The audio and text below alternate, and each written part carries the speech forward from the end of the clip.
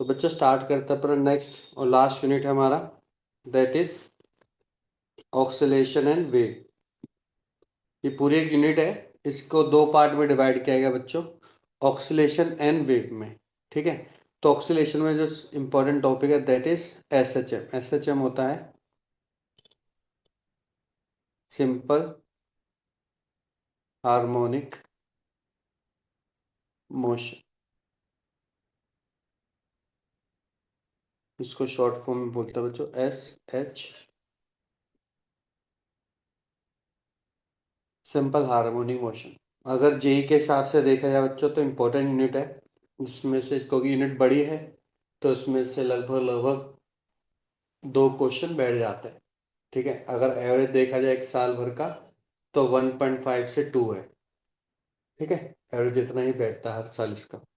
तो मान के चलो कि एक से दो, एक तो है ही क्वेश्चन मिनिमम, मैक्सिमम दो क्वेश्चन इसके अंदर बैठ जाते हैं। ठीक है, अब इसमें बहुत ही बेसिक फंडामेंटल बेसिक बेसिक चीजें हैं। ठीक है, तो उसको स्टडी करते हैं। देखो सबसे पहला आता है what do you mean by periodic motion. Periodic motion, periodic motion क्या होता है बच्चों समझो। जैसे हमारी क्लॉक होती है, क्लॉक क्या करती है बच्चों, जैसे जो सेकंड हैंड होती है वो 60 सेकंड के बाद बच्चों क्या करती है, अपने आप को रिपीट करती है ना।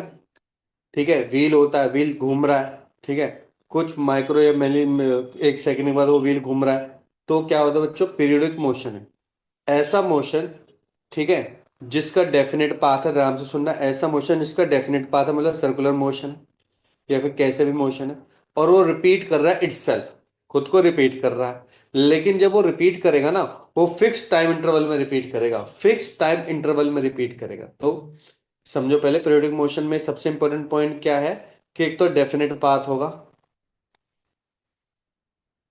अभी डेफिनेशन लिखाऊंगा, अपने आप को रिपीट भी करेगा, रिपीट इटसेल्फ, और जब ये रिपीट करेगा एक फिक्स इंटरवल टाइम में करेगा, a fixed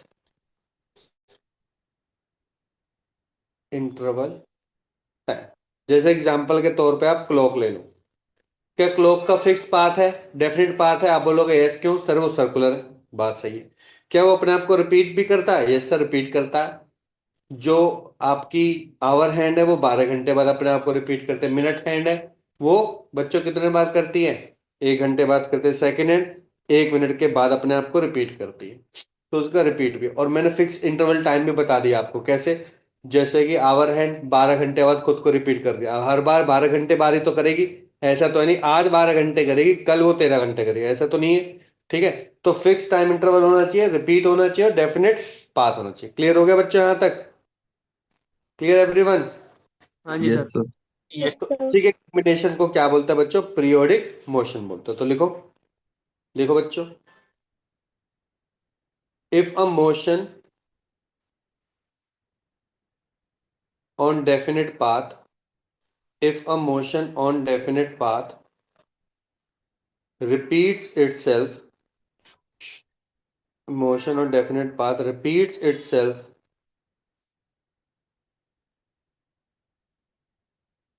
after a fixed time interval, after a fixed time interval,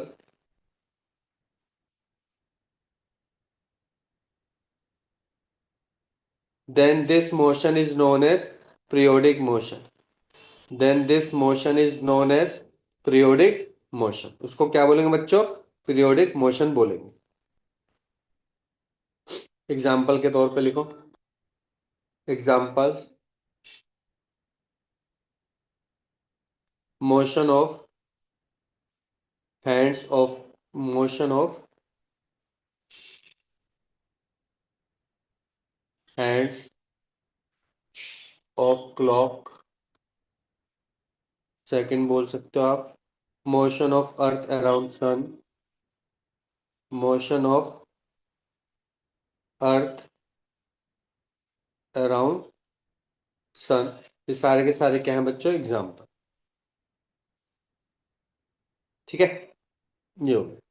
अब ध्यान से सुनना, यहाँ पे एक टर्म मैंने बताई थी, फिक्स्ड इंटरवल टाइम। इस फिक्स इंटरवल को टाइम को बच्चे एक नाम दिया गया है। इस फिक्स इंटरवल टाइम को नाम दिया गया बच्चा पीरियोडिक टाइम या फिर टाइम पीरियड। ध्यान सुनो, इसी फिक्स इंटरवल टाइम को क्या बोला गया बच्चों? पीरियोडिक टाइम,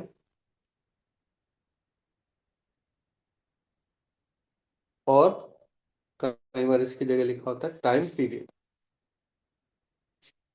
ठीक है, तो टाइम पीरियड बच्चों वो मिनिमम टाइम पीरियड, ध्यान सुनो, टाइम पीरियड वो मिनिमम टाइम पीरियड है जिसके बाद मोशन अपने आप को रिपीट करता है। बस बात तो एक ही है। दोबारा सुनो, टाइम पीरियड वो फिक्स इंटरवल टाइम पीरियड या फिर वो मिनिमम टाइम इंटरवल है, ठीक है, जिसके बाद क्या होता है बच्चों? मोशन अपने आप को क्या करता है? रिपीट करता है। लिखो, टाइम पीरियड।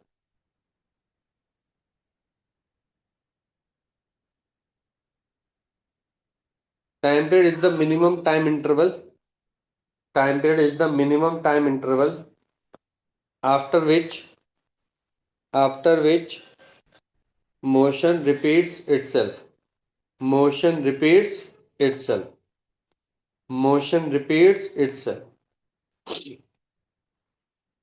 तो मैं तुमसे पूछूं एग्जांपल के तौर पे, what is the time period of hour hand of a clock? बताओ भाई, कितना होता है? 12 घंटे। 12 घंटे बस।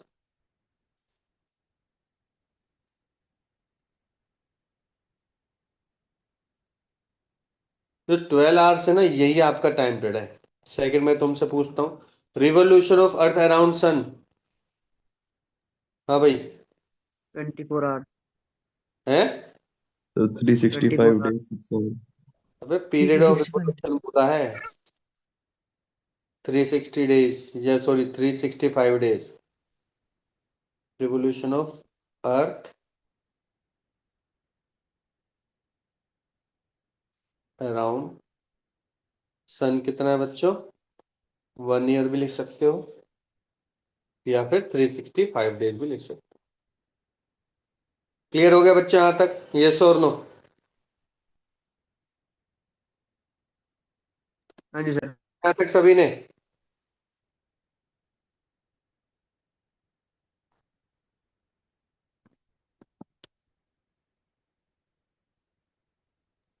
लिख लिया।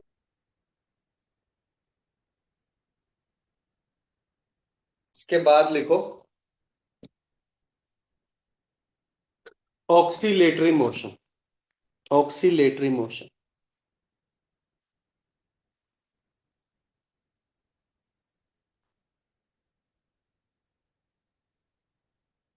पहले इसको समझते हैं, देखो,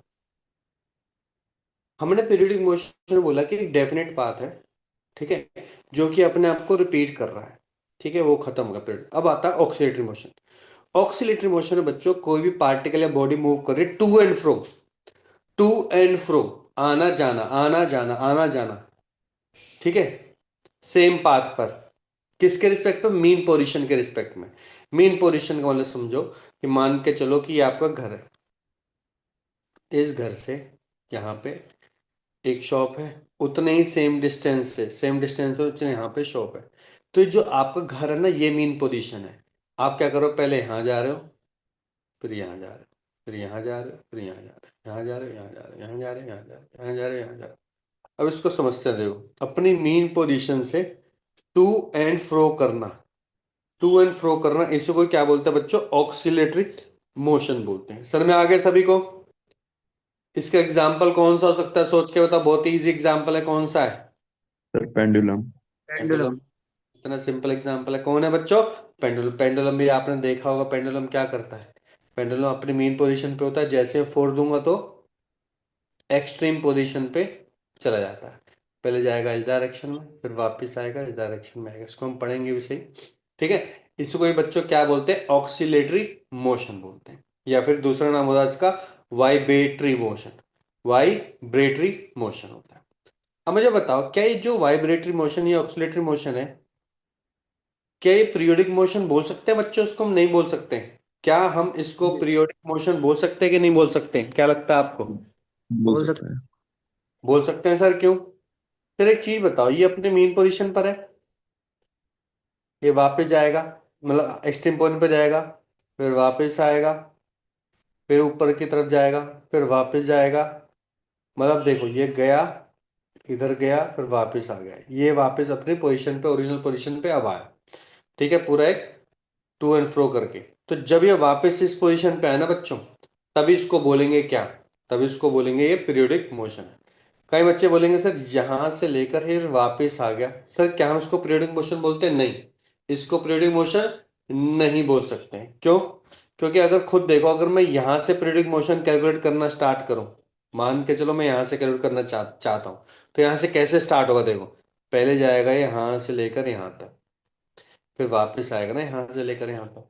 तो कभी भी मेन पोजीशन पे नहीं करना सर, मेन पोजीशन पे तो दो बार आएगा ना, इस वजह से मेन पोजीशन पे टाइम पीरियड कैलकुलेट नहीं करना, एक्सट्रीम पोजीशन से टाइम पीरियड कैलकुलेट करना है, जिससे हमें क्लियर हो जाएगा कि जब ये गया और ये फिर वापस आ गया तो उसने पूरा एक रिपीट कर दिया अपने आप को।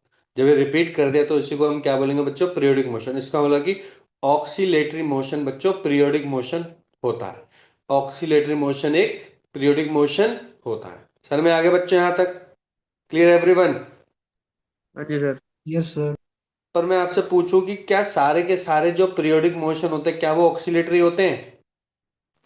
क्या सारे के सारे नो सर। पीरियोडिक मोशन होते हैं क्या वो नो ऑक्सीलेटरी सर। होते हैं? वो नहीं। क्यों? आप सर्कल में घूम रहे हो, आप ऐसे सर्कल में घूम रहे हो, फिर पीरियोडिक मोशन कहाँ है? Periodic oscillatory sorry periodic motion है, ऑक्सीलेटरी मोशन कहाँ है? ऑक्सीलेटरी मोशन क्या कहता है? ध्यान से सुनो, लिखवाऊंगा अभी, ध्यान सुनो। ऑक्सीलेटरी मोशन कहता है आप टू एंड फ्रो हो रहे हो, टू एंड फ्रो हो रहे हो about it's main position. Main position भी होना जरूरी है। क्लियर हो गया? यस और नो? हाँ जी सर। Yes sir. तो लिखो oscillatory motion. Oscillatory motion is a periodic motion, oscillatory motion is a periodic motion in which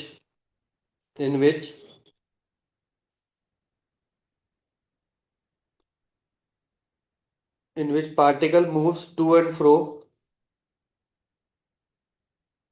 particles move to and fro along the same path, along the same path about its mean position, about its mean position. It is also known as vibratory motion. It is also known as vibratory motion.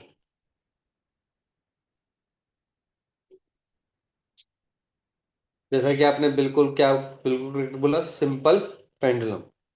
ठीक है, motion of simple pendulum, motion of simple pendulum हो सकता है। ठीक है, दूसरा example शायद आप, अगर आपको थोड़ा बहुत याद हो, तो हमने इस टाइप का क्वेश्चन किया था। हमने बोला था कि एक स्प्रिंग है, आठ में सर। ठीक है, इस पे एक मास रखा हुआ है और भी मैंने यहाँ पे हैंड रख रखा है। जैसे मैं हैंड हटाऊंगा तो बच्चों क्या करेगा? स्प्रिंग की हेल्प से बच्चे पहले टू जाएगा फिर फ्रो जाएगा, टू एंड फ्रो करता रहेगा। तो हमने इस पे क्वेश्चन भी लगाया था ना, कि हमने पूछा था, हमने क्वेश्चन में पूछा था कि क्या इस टाइप का जो बॉडी है, क्या ये एसएचएम प्रोड्यूस करते हैं कि नहीं करते? तो हमने प्रूव किया था कि यस, इट प्रोड्यूसेस एसएचएम। ठीक है, तो वही सर सेम इसमें एग्जांपल आ गया बच्चों ऑक्सीलेटरी मोशन का। तो आप ये वाला भी बना सकते हैं। ये भी क्या होगा बच्चों? ऑक्सीलेटरी मोशन होगा। स्प्रिंग बना के, बॉडी एम है और ये क्या करेगी? टू एंड फ्रो करेगी इस तरीके से। तो मेरे ख्याल से अब क्लियर हो गया है। क्लियर हो गया बच्चों सभी को? Yes sir. हाँ जी सर। ठीक है, अब इस पे ही हमें सबसे ज्यादा फोकस करना है, ध्यान से सुनो। मान के चलो कि ये आपकी इक्विलिब्रियम पोजीशन और मेन पोजीशन है। ठीक है बच्चों, और इसी को हम क्या बोलते हैं बच्चों? ऑक्सीलेटरी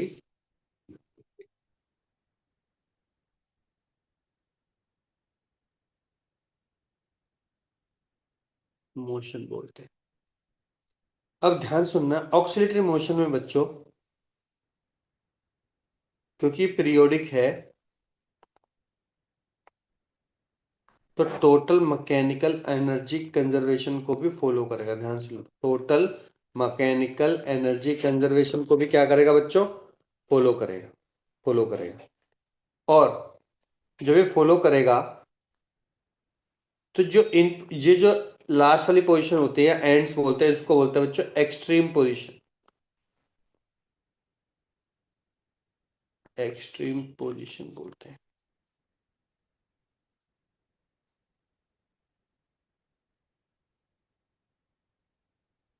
ध्यान सुनना, कोई बॉडी जब इक्विलिब्रियम पे है तो अगर वो एक्सट्रीम पोजीशन पे जा रही है फिर वापस अपने इक्विलिब्रियम पोजीशन पे आ रही है, और फिर दोबारा इक्विलिब्रियम पोजीशन से कहाँ जा रही है बच्चों, एक्सट्रीम पोजीशन पे जा रही है, और फिर वापस वो अपनी इक्विलिब्रियम पोजीशन पे आ रही है। तो इसका लिए क्या है बच्चों, पीरियोडिक मोशन है। जब पार्टिकल इक्विलिब्रियम पोजीशन, ध्यान सुनना, इक्विलिब्रियम पोजीशन से जब वो एक्सट्रीम पोजीशन पे जाता है तो उस वाले डिस्प्लेसमेंट को, जो डिस्प्लेसमेंट है, इस डिस्प्लेसमेंट को हम क्या बोलेंगे बच्चों, यहाँ पे एम्पलीट्यूड बोलेंगे। एम्पलीट्यूड बोलेंगे इसको। किसके इसके बीच है बच्चों, equilibrium position to extreme position.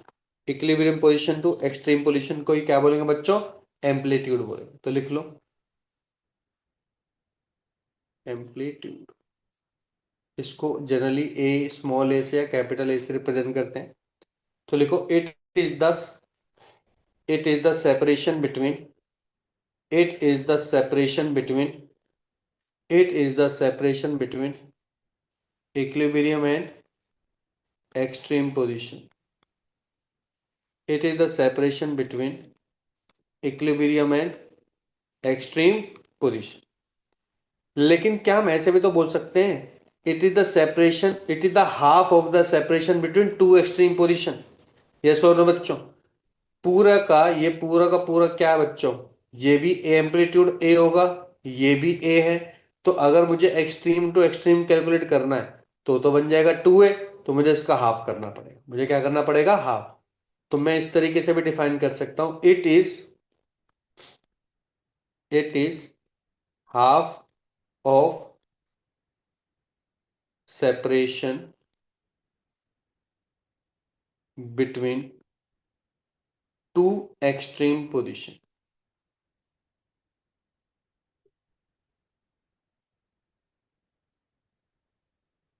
Clear हो गया बच्चों, यहां तक क्लियर हो गया सभी को। हाँ जी।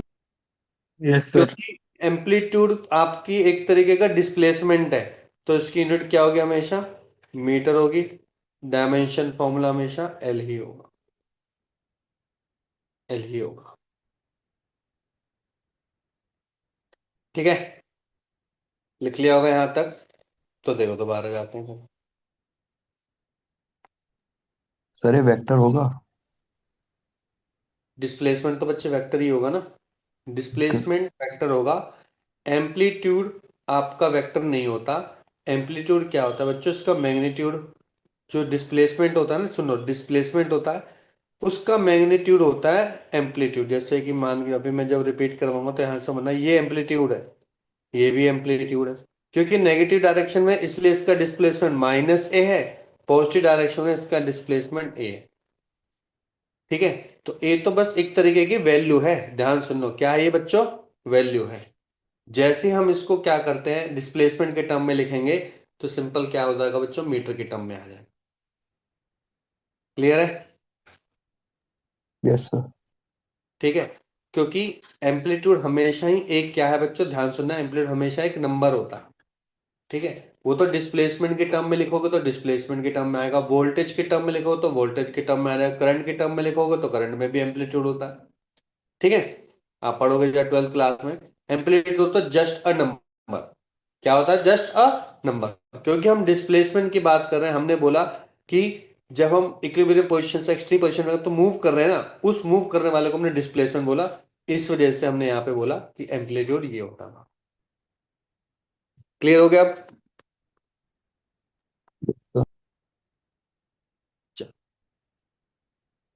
अब ध्यान देना बच्चों, वैसे जैसे पेंडुलम है कैसे वर्क करता है। आपको पता है कि सबसे ही हाईली स्टेबल पोजीशन आपकी इक्विलिब्रियम पोजीशन है, या फिर मैं बोलूंगा जो आपकी मीन पोजीशन है, ये सबसे highly stable position, stable position है। जब भी मैं कोई एक्सटर्नल फोर्स लगाऊंगा तो आपको पता है एक्सटर्नल फोर्स जब मैं राइट डायरेक्शन में लेट्स सपोज में लगाता हूँ, तो कोई भी ऑब्जेक्ट हो या पार्टिकल हो वो क्या करेगा बच्चों, मूव करेगा, मूव करेगा करेगा। लेकिन इसके अपोजिट डायरेक्शन में एक रिस्टोरिंग फोर्स जा रहा होगा, क्यों? क्योंकि सर ये मूव करके रुकेगा भी तो सही ना बच्चों, यस और नो, यहाँ पे रुकेगा ना। इसका मतलब कि यहाँ पे क्या लग रहा है बच्चों, एक अपोजिट डायरेक्शन में फोर्स भी लग रहा है। उसी अपोजिट डायरेक्शन में फोर्स लगने वाले को हम क्या बोलेंगे बच्चों? रिस्टोरिंग फोर्स बोलेंगे, रिस्टोरिंग फोर्स बोलेंगे इसको। सिमिलरली जब यही पार्टिकल बच्चों लेफ्ट हैंड साइड में जाएगा, ठीक है, लेफ्ट हैंड साइड मूव करेगा, ठीक है, तो इसके अपोजिट डायरेक्शन में फोर्स लग रहा होगा दोबारा। वो कौन सा फोर्स होगा अगेन? वो भी रिस्टोरिंग फोर्स ही होगा। तो रिस्टोरिंग फोर्स करता क्या है बच्चों? रिस्टोरिंग फोर्स एक तरह का फोर्स होता है जो कि, ध्यान सुना, जो कि उसको अपनी ओरिजिनल पोजीशन पे लाने की कोशिश करता है, जो कि उस पार्टिकल को उसकी ओरिजिनल पोजीशन पे लाने में कोशिश करता है। कि लेट सपोज ऑब्जेक्ट है मेरा बच्चों, ऑब्जेक्ट गया यहां से इधर किधर जाने की कोशिश कर रहा है, तो रुक गया ना, रुका क्यों? क्योंकि सर यहाँ पे जो रिस्टोरिंग फोर्स है वापस उसको अपने तरफ लाने की कोशिश करेगा, अपनी तरफ मैं बोलूंगा, बल्कि मुझे बोलना चाहिए अपनी ओरिजिनल पोजीशन पे लाने की तरफ कोशिश करेगा। तो ध्यान से देखो कि ऑब्जेक्ट तो मूव कर रहा है राइट हैंड साइड में, मतलब डिस्प्लेसमेंट मेरा इस डायरेक्शन में, और स्टोरिंग फोर्स मेरा अपोजिट डायरेक्शन में, है ना।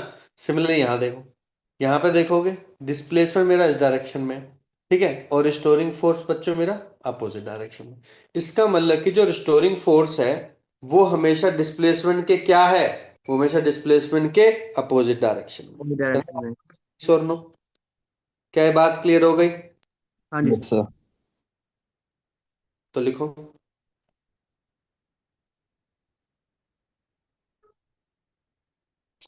देखो बच्चों, restoring force is the force on a body. Restoring force is the force on a body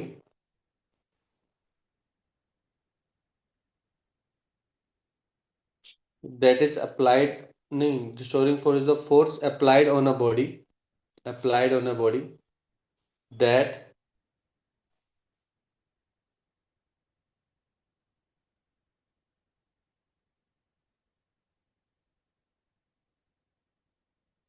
that क्या लिखा था मैं? Restoring force is the force applied on a body. Sir होना होगा बाय द बॉडी होगा। हाँ, which is opposite to the displacement.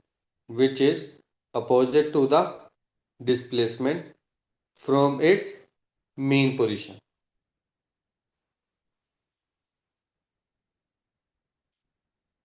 Mean position. Next line से, the magnitude of force, the magnitude of restoring force, the magnitude of restoring force is directly proportional to magnitude of displacement, directly proportional to magnitude of displacement. तो जो F होगा ये directly proportional होगा किसके? Amplitude के। Amplitude क्या है मेरा बच्चों? मैग्नीट्यूड क्या है मेरा? एक्स है, मान के चलो एक्स है मेरा, ठीक है। अब इसके क्या हो रहा है, आपने देखा था कि मैंने लिखवाया था कि एफ और एक्स क्या है बच्चों? नेगेटिव डायरेक्शन में जा रहे हैं। इसका मतलब कि नेगेटिव डायरेक्शन, क्योंकि दोनों किसमें? अपोजिट डायरेक्शन में। तो इसको हटाने के लिए बच्चों रिलेशन आ जाएगा क्या? Minus K x. आपको याद हो तो यही हमने स्प्रिंग फोर्स बोला था। स्प्रिंग फोर्स को हमने क्या नाम दिया था बच्चों? रिस्टोरिंग फोर्स ही तो बोला था, याद करो। क्या हमने बोला था? स्प्रिंग फोर्स एक रिस्टोरिंग फोर्स है। हमने बोला था यस, स्प्रिंग फोर्स एक हाँ जी सर। जो इस रिलेशन को फॉलो करता है।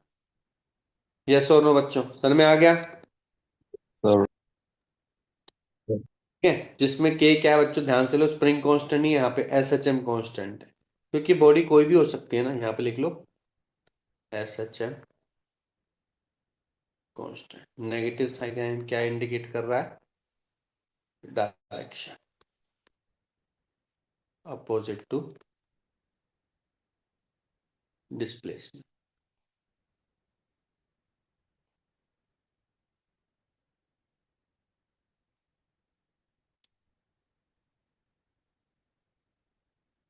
ठीक है, लिख लिया बच्चों? अब ध्यान दो, देखो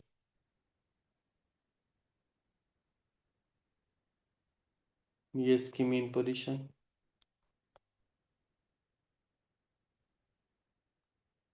अब मुझे एक चीज बताओ, सबसे ज्यादा रिस्टोरिंग फोर्स कहाँ पे लगेगा बच्चों? सबसे ज्यादा रिस्टोरिंग फोर्स कहाँ पे लगेगा? एक्सट्रीम पॉइंट्स पे। Extreme position. बिल्कुल करेक्ट। मैं यहाँ पे लिख रहा हूँ एक्सट्रीम पॉइंट या पोजीशन, ये भी आपका एक्सट्रीम पोजीशन बिल्कुल करेक्ट। क्यों? क्योंकि सर जो एक्स है ना, इसकी मैक्सिमम वैल्यू सर इसकी एक्सट्रीम पोजीशन पे ही है। इसका मतलब कि यहाँ पे बच्चों क्या होगा आपका एफ मैक्स होगा, बल्कि इसको एफ रहने दो, चलो एफ, यहाँ पे क्या होगा मैक्स होगा। और आपको पता है जब एफ मैक्स होगा तो यहाँ पे एक्सलेशन भी क्या होगा बच्चों? मैक्सिमम होगी। इस पोजीशन पे होगा, यहाँ पे भी सर मैग्नीट्यूड वाइज तो सेम ही रहेगा भाई, डायरेक्शन ही तो, बाकी मैग्नीट्यूड वाइज क्या रहेगा, दोनों के दोनों क्या रहेंगे सेम बच्चों? मैक्सिमम रहेंगे। सेम। अच्छा मैं तुमसे बोलूं कि जीरो कहां पर होगा, आप बोलोगे सर मीन पोजीशन ही होगी जहां पे आपका बच्चों एक्सेलेरेशन भी जीरो हो जाएगा और रिस्टोरिंग फोर्स भी क्या हो जाएगा बच्चों आपका? जीरो हो जाएगा। यहाँ तक क्लियर है सभी को, यस और नो? ऐसा क्यों? क्योंकि सर हमेशा ही ध्यान से देखना है, हमेशा ही रिस्टोरिंग फोर्स जो एक्सेलेरेशन होगा ना, वो हमेशा किसके टुवर्ड्स होगा? हमेशा मीन पोजीशन के टुवर्ड्स होगा। तो ये पॉइंट भी लिख लो, रिस्टोरिंग फोर्स, पूरा लिखना है, restoring force and acceleration are always towards mean position, are always towards mean position. Restoring force and acceleration are always towards mean position. तो मुझे बताओ वेलोसिटी क्या होगी बच्चों? वेलोसिटी, वेलोसिटी कहां पे मैक्सिमम होगी?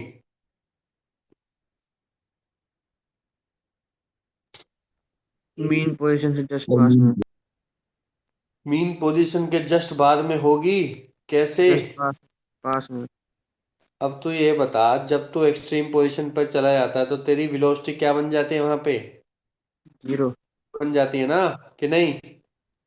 सर मीन रुक, पे होगी ना सबसे ज्यादा। एग्जाम्पल सोचो, पेंडुलम जब जाता है तो जब एक्सट्रीम पोजीशन पे जाता है बच्चों, रुक जाता ना वहीं पे, है ना? वहीं पे रुक जाता, तो यहाँ पे वेलोसिटी क्या हो जाती है बच्चे? जीरो। जी। यहाँ पे भी एक्सट्रीम वेलोसिटी, एक्सट्रीम पॉइंट में वेलोसिटी क्या हो जाती है? जीरो। मैक्सिमम कहाँ पे होती है हमेशा? Mean position. इधर ही क्या होती है बच्चों? मैक्सिमम होती है। क्लियर हो गया? यस और no? Yes sir.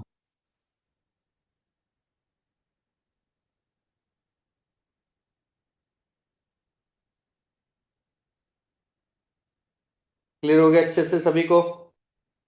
Yes sir. ठीक है। अब अब हमने थोड़ा बेसिक समझ लिया एसएचएम को, अब हम इसको थोड़ा डेरिवेशन के टर्म में जाएंगे। तो देखो, डेरिवेशन ट्राई करने की कोशिश करते हैं, बहुत ही सिंपल है। तो मान के चलो कि ये मेरी कौन सी पोजीशन बच्चों?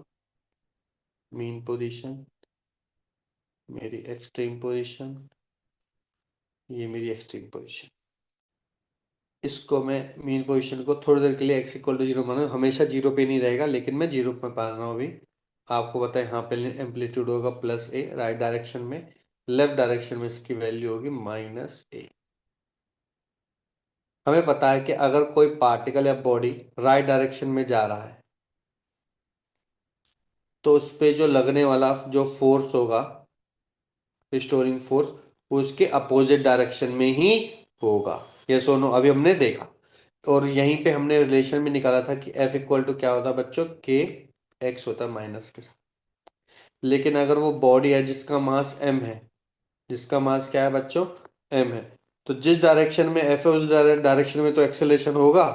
तो यहाँ पे हो जाएगा मास इनटू एक्सेलेरेशन होगा। तो एक्सेलेरेशन का रिलेशन निकल गया A is equal to minus K X by M, या फिर मुझे बोलना चाहिए A इक्वल टू माइनस के बाय एम एक्स। ठीक है। अगर रिलेशन याद हो तो हमने के बाय एम को बहुत बार ओमेगा स्क्वायर माना था। क्या माना था बच्चों?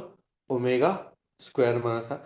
और ए क्या होता है? ए होता है सर, याद करो, वी होता है D x by D T, kinematics में पढ़ा है, तो एक्सेलरेशन होगा बच्चों डीवी बाय डी टी, या फिर डी मुझे स्क्वायर लिखना चाहिए D square x by X by D D T T. Square.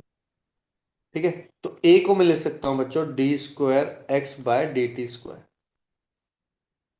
Equal to minus के ओमेगा स्क्वायर एक्स। तो जो फाइनल इक्वेशन बनी वो बनी d square x by D T square equal to minus के omega square x, sorry plus equals to zero. अभी आपने शायद डिफरेंशियल इक्वेशन पढ़ी है मैथमेटिक्स में, नहीं पढ़ी ना? नो सर अभी नहीं हाँ, पड़ी। क्लास में पढ़ते हैं उसको, है ना? तो इसी को बोलते हैं बच्चों डिफरेंशियल इक्वेशन। अच्छे से देख लो, कई बार डायरेक्ट क्वेश्चन भी आ सकता है कुछ सिस्टम में, जैसे कि 5d² X by D T square equal to 6x equals to 0, ऐसे कुछ दे दिया और बोले कि टाइम पीरियड निकालो, ये डिफरेंशियल इक्वेशन है। तो आप कंपेयर करके देखोगे यहाँ पे कुछ भी कांस्टेंट नहीं है, तो यहाँ से 5 हटा के यहाँ पे 5 लगाना है। ये वैल्यू किसकी है? ये वैल्यू सर ओमेगा स्क्वायर के, ना कि ओमेगा की। किसकी वैल्यू है? ओमेगा स्क्वायर की वैल्यू कितनी? 6/5। तो ओमेगा की वैल्यू कितनी हो जाएगी बच्चों? √6/5। और टाइम पीरियड आपको पता है कितना होता है? 2π/ओमेगा। ये सारी चीजें आपको पता है। तो डिफरेंशियल इक्वेशन इसलिए बताया गया कि कई बार, मतलब हर बार, बहुत बार तो नहीं, लेकिन कई बार इस पे क्वेश्चन आ चुका है, तो इस पे ध्यान रखना आप। Important equation. क्लियर हो गया बच्चे यहाँ तक? हाँ जी सर। ठीक है, ठीक है, ये क्लियर हो गया। तो क्या लिख रहा था? हाँ, यहाँ लिखो differential equation, differential equation of S H M, differential equation of S H M.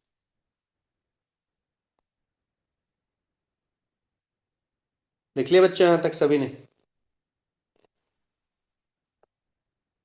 2 minute है।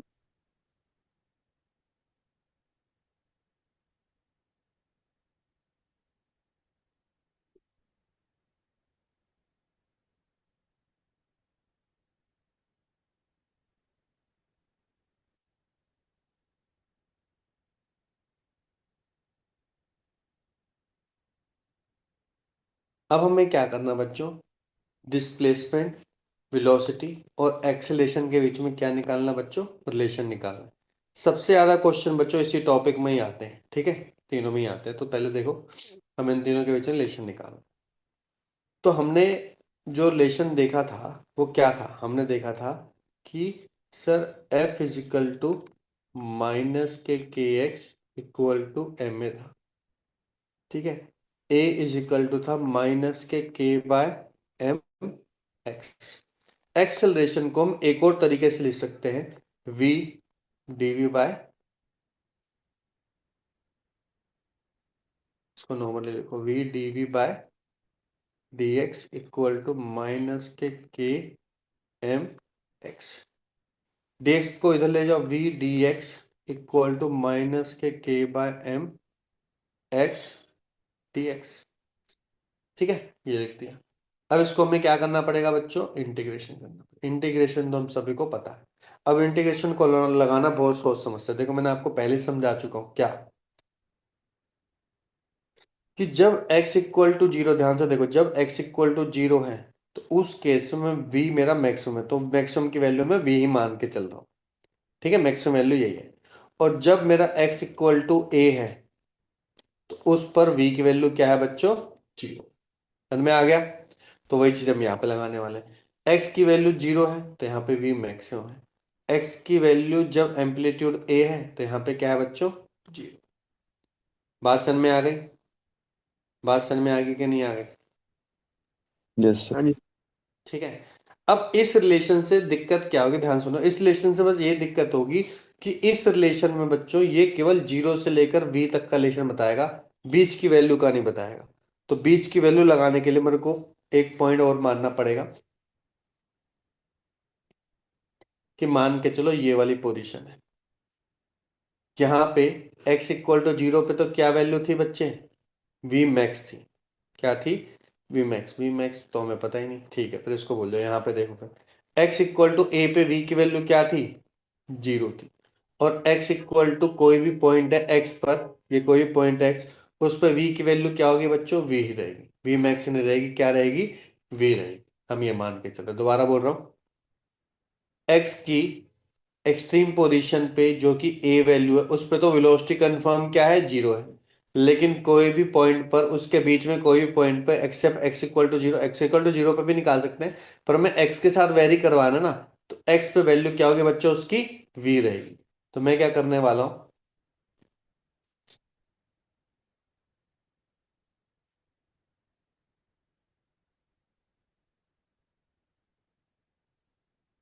x इक्वल टू a पर इसकी वैल्यू है जीरो, x पर इसकी वैल्यू क्या है बच्चे, कोई वेलोसिटी भी है, बस। ठीक है, क्लियर हो गया है वाला, सारा क्लियर हो गया अच्छे से, दोबारा बताऊं। क्लियर है सर। ठीक है, तो बस अब इंटीग्रेट कर दो v dv। v dv का इंटीग्रेशन क्या होगा, आप बोलोगे सर v dv का इंटीग्रेशन होगा v square by two, limit zero to v।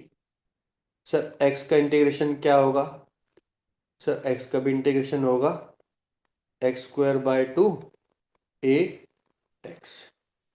अब लिखो यहाँ पे, ये क्या बन जाएगा, वी स्क्वायर बाय टू ही बचेगा, क्योंकि जीरो की लिमिट पुट करोगे तो गायब हो जाएगा। ये क्या हो जाएगा, ध्यान से देखो, पहले मैं एक्स पुट करूंगा तो ये हो जाएगा एक्स स्क्वायर बाय टू, और जब ए पुट करूंगा तो ये हो जाएगा बच्चों ए स्क्वायर बाय टू हो जाएगा। ठीक है, तो मैं इसको फर्दर लिख सकता हूँ, v square by two minus के by M, x square minus A square divide by two, two से two cancel, k by M को, ध्यान सुनो, के बाय एम को हम क्या लिख सकते हैं बच्चे, यहाँ पे ओमेगा लिख सकते हैं, तो बन गया एक्स स्क्वायर माइनस ए स्क्वायर बी स्क्वायर। तो इन मैग्नीट्यूड में, इन मैग्नीट्यूड में ध्यान से देखो, हम क्या लिखेंगे, V square equal to plus K omega X square minus A square. तो v की वैल्यू निकल के आएगी, इंपॉर्टेंट फॉर्मूला है ये, एक्स स्क्वायर माइनस ए स्क्वायर। यही फॉर्मूला आपको याद रखना है वाला, सर के वाई एम को ओमेगा स्क्वायर करेंगे ना। के बाय एम को ओमेगा स्क्वायर, हाँ राइट, ओमेगा स्क्वायर तो ओमेगा है। ठीक है, अब मैंने वहां पे x क्यों लेके आया, a क्यों नहीं लिया, क्योंकि यहां से हम सारी वैल्यू को निकाल सकते हैं। देखो x की वैल्यू a पुट करो, एक्सट्रीम पोजीशन, तो ए स्क्वायर माइनस ए स्क्वायर, देखो जीरो बन गया। x की वैल्यू पे जीरो पे निकालो, जीरो पे निकालोगे तो क्या बन जाएगा बच्चों, माइनस ए स्क्वायर बनेगा। लेकिन जब मैं इसको वी स्क्वायर से बाद में निकालूंगा तो निकल जाएगा, कैसे देख लो, x इक्वल टू जीरो पे निकालो, x इक्वल टू जीरो पे पहले वी स्क्वायर की टर्म में निकालो, वी स्क्वायर होता है माइनस के omega square x square minus ए स्क्वायर होता है बच्चों, पुट कर दो, x की वैल्यू जीरो, x की वैल्यू जीरो पुट करोगे, रुक जाओ, तो हम क्या करें, हम तो सीधा, ए तो मैक्सिमम वैल्यू है ना, तो इसको ऐसे करो, इस इक्वेशन को ही थोड़ा मॉडिफिकेशन कर सकते हैं तो याद भी रहेगा। आपने ये निकाला, आप इसको इस फॉर्म में लिख देते, वैसे तो इस फॉर्म में लिखा रहता ज्यादातर, आप इस फॉर्म में लिख दो, वी स्क्वायर ओमेगा स्क्वायर ए स्क्वायर माइनस एक्स स्क्वायर, ऐसे भी लिख सकते हैं, माइनस की मैंने अंदर मल्टीप्लाई कर दी है। ठीक है बच्चों, तो फिर v की वैल्यू क्या बन जाएगी, omega under root of A square minus x square. कहीं बुक में यही रिलेशन गिवन होगा तो कंफ्यूज मत हो जाना, बस वो एम्पलीट्यूड की टर्म में है। क्लियर है बच्चे यहाँ तक, यस और नो, यस। क्लियर हो गया। ठीक है, अब देखो x इक्वल टू जीरो पे मीन पोजीशन, मीन पोजीशन पे जीरो डालूंगा तो v की वैल्यू क्या हो जाएगी बच्चों, ओमेगा ए आ जाएगी, क्यों, क्योंकि सर ये जीरो, ओमेगा ए स्क्वायर का अंडर रूट क्या हो जाएगा ए। मैंने बोला था x इक्वल टू जीरो पे मीन पोजीशन पे मैक्सिमम वेलोसिटी होती है, इसका मतलब कि ये मेरी क्या वैल्यू है बच्चों, मैक्सिमम वेलोसिटी की वैल्यू है क्या, ओमेगा ए। क्या मुझे ये याद रखनी है, नहीं याद रखनी, मुझे बस ये वाला फॉर्मूला याद रखना है, क्योंकि इससे आप सारी वैल्यू निकाल सकते हो। ठीक है, x इक्वल टू ए पे, मतलब कि एक्सट्रीम पोजीशन पर, अब बताओ एक्सट्रीम पोजीशन पे क्या होगा, ये भी ए स्क्वायर, ये भी ए स्क्वायर, माइनस का साइन है तो v की वैल्यू क्या बन जाएगी बच्चों, जीरो बन जाएगी। मैं आपसे बोलता हूं कि मैं आपसे बोल रहा हूँ, देखो ऐसे बोल रहा हूँ कि x इक्वल टू a/2 पे निकालो। मैं तो निकाल सकता हूँ, क्यों? क्योंकि सर मेरे पास x आ गया ना। देखो मैंने पहले x नहीं लिया था, इस वजह से दिक्कत आती बाद में फिर। अब मैंने x ले लिया, अब मैं निकाल सकता हूँ। देखो ओमेगा यहाँ पे आ जाएगा a², यहाँ पे आ जाएगा a²/4। तो कितना हो जाएगा बच्चों? ये हो जाएगा √3a/2। ये हो जाएगा बिकॉज। सर में आ गया? क्या बात सबको क्लियर होगी? मतलब इस यस फॉर्मूले सर। से आप किसी भी टाइम किसी भी पोजीशन पर आप वेलोसिटी निकाल सकते हो, अगर वो बॉडी ऑक्सीलेटरी मोशन को फॉलो कर रहा है। समझ में आ गया सभी को? हाँ जी। तो हमने वेलोसिटी का भी निकाल दिया। सेम हम किसका निकालेंगे बच्चों? एक्सेलेरेशन का भी निकालेंगे। सेम, सॉरी एक्सेलेरेशन नहीं, डिस्प्लेसमेंट का निकालेंगे। तो देखो कैसे। हमने अभी निकाला v is equal to omega a² - x²। v को हम लिख सकते हैं dx/dt, लिख सकते हैं। तो dx/dt हो गया ओमेगा √a² - x² हो गया। x वाले एक साथ ले जाओ, dx/a² - ओमेगा dt। ठीक है, अब ध्यान से सुनना है, इसकी कोई लिमिट नहीं है। ठीक है, तो ध्यान से सुनना है। ये वाला इंटीग्रेशन जब भी ऐसे आ जाए 1 में √a² - x² आता है, तो इसका होता है बच्चों साइन इनवर्स x/a। ध्यान से देना, क्या होता है? साइन इनवर्स x/a होता है। तो इसका भी क्या हो जाएगा बच्चों? इसका हो जाएगा साइन इनवर्स x/a हो जाएगा। ठीक है, यहाँ पे क्या है? यहाँ पे है ओमेगा। ओमेगा है तो ओमेगा का तो ओमेगा है, ओमेगा तो कांस्टेंट है। कांस्टेंट है तो बच्चों टाइम के साथ इंटीग्रेशन क्या होगा इसका? टाइम के साथ इसका इंटीग्रेशन होगा ओमेगा टी। और एक कांस्टेंट और ले लिया मैंने यहाँ पे फाई ले ली, क्योंकि मैं नॉर्मल इंटीग्रेशन कर रहा हूँ, लिमिट के साथ नहीं कर रहा हूँ। ठीक है, तो जब हम लिमिट, अब मैं क्या कर सकता हूँ? देखो साइन इनवर्स है ना बच्चों, साइन इनवर्स को मैं इस साइड लेके जा सकता हूँ। तो बन गया sine omega t plus five. और एक्स की वैल्यू आ गई बच्चे a times sine omega t plus. ये कैसी इक्वेशन है? चलिए साइनसोइडल इक्वेशन है। और आपको पता है जो साइनसोइडल इक्वेशन होती है वो क्या होती है बच्चों? वो आपकी ऑक्सीलेटरी या फिर एसएचएम को फॉलो करती है। समझ में आ गया? समझ में आ गया बच्चों? यस और नो?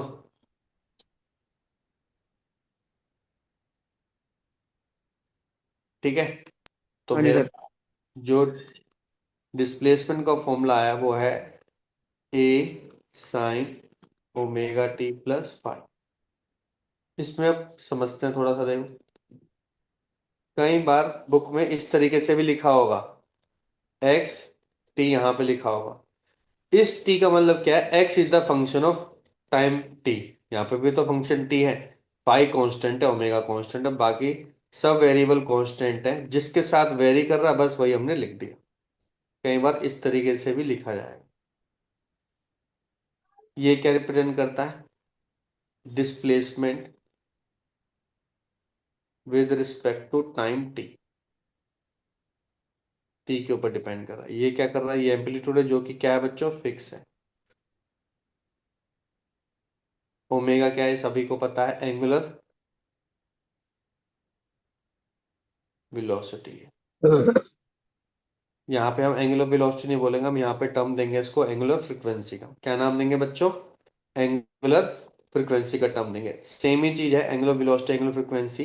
ठीक है, मैथमेटिकली। लेकिन जब भी हम ऑक्सीलेशन को स्टडी करेंगे तो यहाँ पे इसका नाम आएगा angular frequency.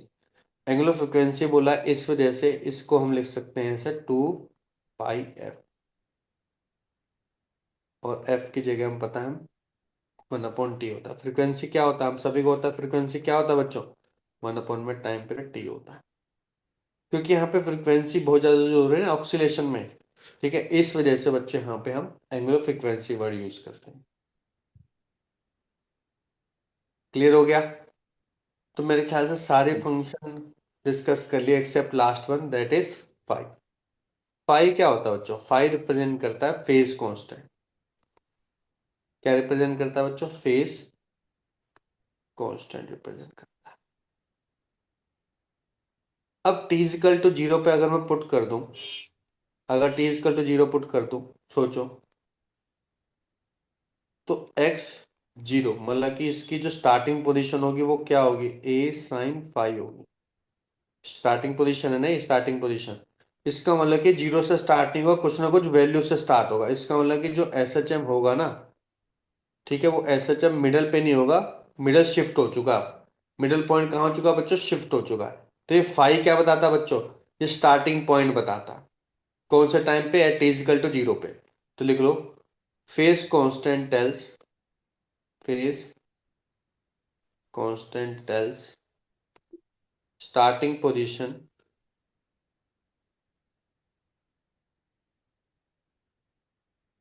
at x equal, sorry, at t is equal to zero.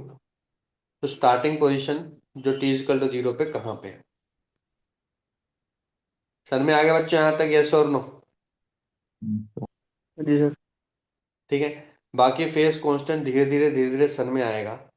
इसको अगर मैं बहुत और अच्छे तरीके से आपको थोड़ा सा और समझाने की कोशिश करूं, तो ये लैगिंग को भी रिप्रेजेंट करता है। लैगिंग इन द सेंस कि क्या होता है बच्चों? जो हमारे हमारे फोन पे जो सिग्नल आते हैं, हमारे फोन पे जो सिग्नल आते हैं, हम सभी को पता हो ईएम वेव होते हैं। हम नेक्स्ट चैप्टर यही है, वेव एंड ऑक्सीलेशन में, वेव हम बाद में पढ़ेंगे। वेव भी इसी टाइप की इक्वेशन ही होती है, बस थोड़ा सा डिफरेंस होता है वेव इक्वेशन में। होता उसके अंदर भी अगेन फाई है। फाई क्या है? फेज कांस्टेंट है। अभी फेज कांस्टेंट आता कहाँ से? ध्यान से देखो। हमारे घर में हमारे घर में, आप घर में बैठे हो, घर में आपके हाथ में क्या है? फोन है, टावर है। अब टावर डायरेक्ट सिग्नल तो हमारे पास भेजता नहीं है। यहाँ पे बिल्डिंग्स है, घर है, वॉल है, इतनी सारी चीजें। तो जब वो सिग्नल एमिट करता है टावर, ठीक है, तो टकरा के डिफरेंट डिफरेंट पाथ फॉलो करके बच्चों वो पहुंचता है सिग्नल के पास। अब ये मैं केवल दो सिग्नल की ही बात करूं, वैसे तो बहुत सारे नंबर ऑफ सिग्नल्स हैं, लेकिन मैं दो सिग्नल की बात करूं, तो आपने देखा होगा कि ये डिफरेंट डिफरेंट पाथ फॉलो किया उन्होंने। डिफरेंट डिफरेंट पाथ फॉलो करने से क्या होगा? दोनों अलग अलग टाइम पे पहुंचेंगे। तो जब वो अलग अलग टाइम पे पहुंचेंगे तो दोनों के बीच में लैगिंग होगी, मतलब कि हो सकता हो ये 10 सेकंड में पहुंच रहा है और ये 20 सेकंड में पहुंच रहा है। और ये दोनों का डिफरेंस ही है ना बच्चों, इसी को हम क्या बोलते हैं बच्चों? Phase constant. या फिर इसको कई बार फेस डिफरेंस भी बोलते हैं। क्या बोलते हैं? फेस डिफरेंस भी बोलते हैं। फेस डिफरेंस होता है दो या दो से सिग्नल के बीच में डिफरेंस। दो या दो सिग्नल के बीच में डिफरेंस, उसको ही क्या बोलता है बच्चों? फेस डिफरेंस बोलते हैं। तो हमारे को तो बस इतना जानना है कि यहाँ पे फेस कांस्टेंट है, यहाँ पे एक बार फेस डिफरेंस भी आएगा। फेस डिफरेंस बताता है दो सिग्नल के बीच का डिफरेंस, फेस कांस्टेंट बताता है सिंगल सिग्नल का डिफरेंस।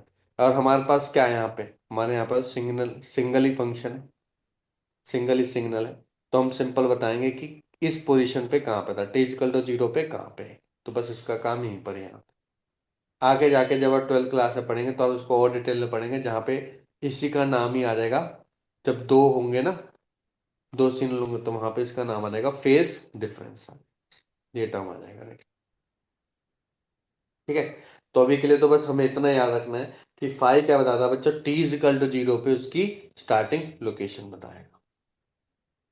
ठीक है बच्चों, आगे बढ़े। Yes sir.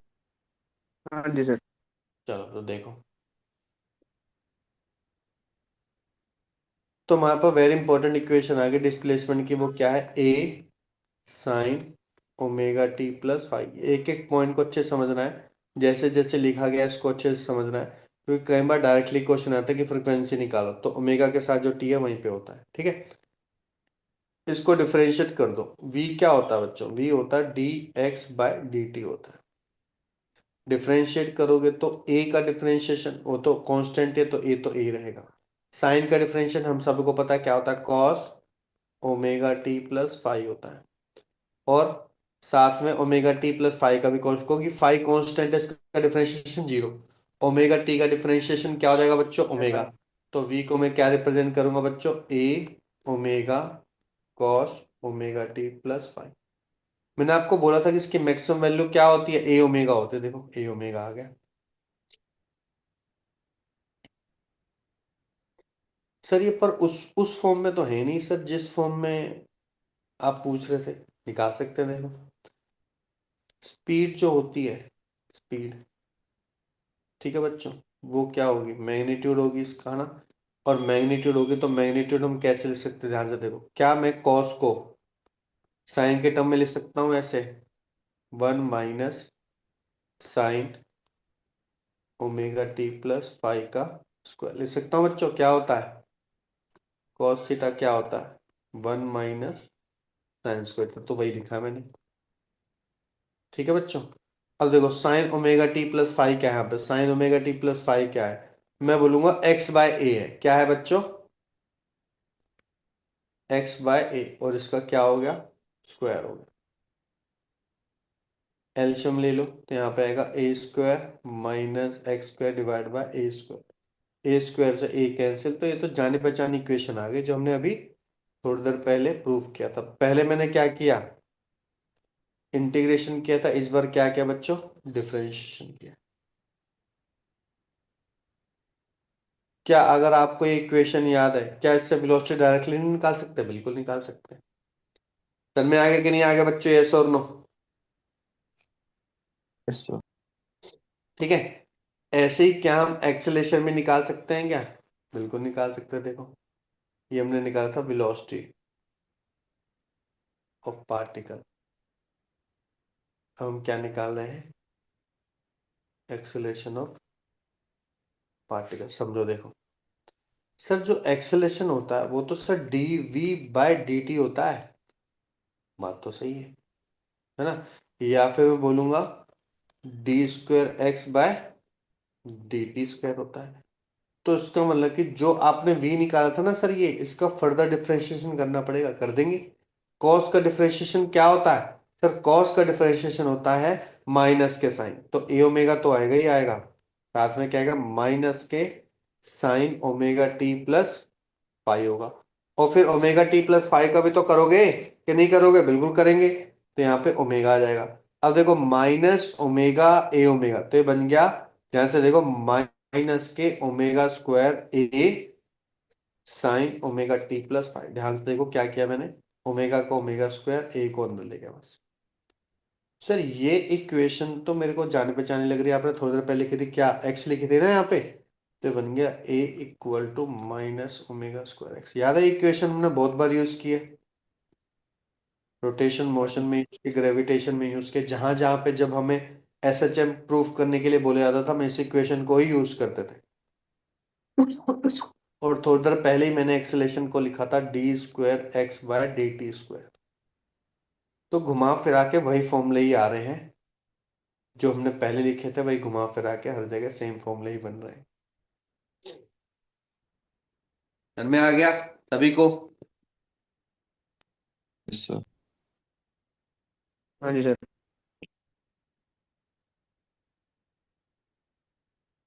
ठीक है, तो पहले फॉर्मूले देख लेते क्या क्या हमारे पास आ गए। देखो पहला तो आ गया हमारे पास डिफरेंशियल इक्वेशन, जो कि था D square x by D T square plus omega square x equal to 0। X क्या आ गया मेरे पास, a sine omega t plus five. Velocity मेरे पास क्या आ गया, omega under root of A square minus x square. या फिर इसको फर्दर डिफरेंशिएशन करेंगे तो a omega cos omega t plus five हो गया। ठीक है बच्चों, एक्सेलेरेशन हो गया माइनस के ओमेगा स्क्वायर एक्स, या फिर मैं बोलूंगा माइनस के omega square a sine omega t plus five. ये हो गया बच्चों, कोई डाउट नहीं आता किसी को भी, क्लियर हो गया हाँ यस सर। सर। है ना। ये तो फॉर्मूले बनाए हमने, बस घुमा फिर आ गए, यही फॉर्मूले बनाए बता कर थोड़ी देर में, सिंपल फॉर्मूले हैं। ठीक है, अब हमें क्या बनाना बच्चों, ग्राफ बनाना है। ठीक है, वेलोसिटी और एक्स के बीच में, एक्सेलेरेशन और एक्स के बीच में, फिर टाइम के रिस्पेक्ट में बनाएंगे। पहले डिस्प्लेसमेंट के बीच में ग्राफ बनाएंगे, डिस्प्लेसमेंट के बीच में ग्राफ बनाएंगे, और फिर टाइम के तो तीनों बनेंगे, क्योंकि एक्स भी टाइम के ऊपर डिपेंडेंट है, वेलोसिटी भी टाइम के ऊपर डिपेंडेंट है, एक्सेलेरेशन भी टाइम के ऊपर डिपेंडेंट है। तो पहले लिखो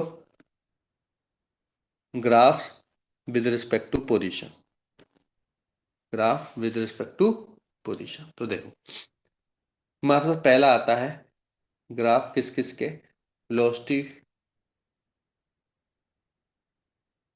वर्सेस डिस्प्लेसमेंट, मतलब कि v और x के बीच में। इक्वेशन क्या है, सिर्फ इक्वेशन है, बार लिखोगे तो याद होगा, v is equal to omega under root of A square minus x square. Squaring on both side कर दो बच्चों, तो ये बन गया, इस तरीके से बन गया। ठीक है, ये लिख दो इसको, ओमेगा स्क्वायर ए स्क्वायर माइनस के ओमेगा स्क्वायर एक्स स्क्वायर, इसको इस वाले पोर्शन को लेफ्ट हैंड साइड ले जाते, बन गया वी स्क्वायर माइनस के omega square x square equal to omega square A square. Omega square को नीचे ले जाओ ए स्क्वायर के साथ, तो ये बन गया ये, और ये बन गया ऐसे। ये किसकी इक्वेशन है, क्या बोलते हैं इसको, इलिप्स की। इलिप्स की इक्वेशन, इक्वेशन ऑफ इलिप्स। और आप सभी को उसका ग्राफ याद है कि ओवल टाइप होता है ना इसका।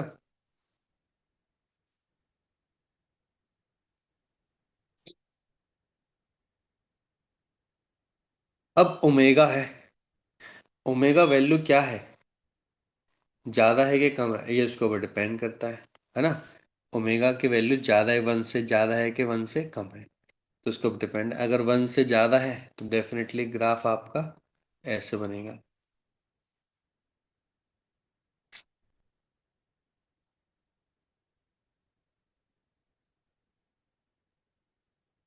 है ना, एक्स की वैल्यू यहाँ पे ए, यहाँ पे माइनस है, यहाँ पे आएगा ओमेगा ए,